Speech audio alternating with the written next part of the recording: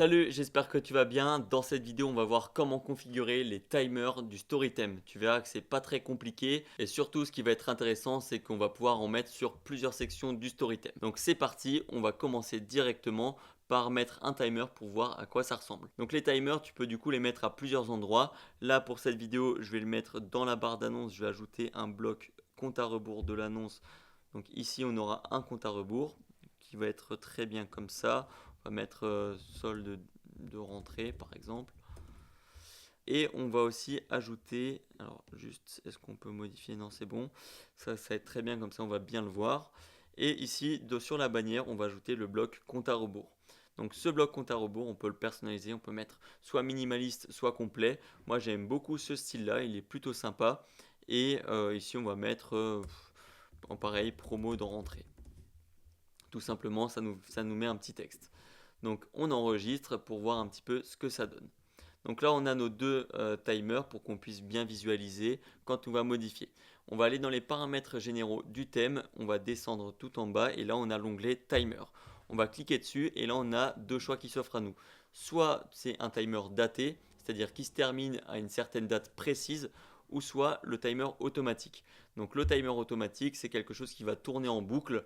Donc par exemple, si tu veux qu'à chaque fois qu'une personne arrive sur ton site, il reste 15 heures sur le timer, il restera 15 heures. Donc pareil, tu peux aussi rajouter des jours, hein. Par exemple, si tu mets un jour, 15 heures, 34 minutes et 29 secondes, quand la personne ira sur ton site, ça sera un jour, 15 heures, 34 minutes et 24 secondes. Donc voilà, ça c'est pour le timer automatique. Et pour le daté, c'est un petit peu différent. Donc là, ça va être un jour spécifique.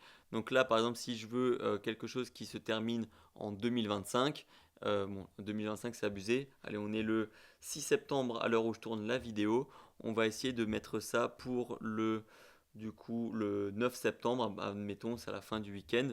Donc là, on va mettre le 9 septembre, donc le 9-9 tout simplement. Voilà.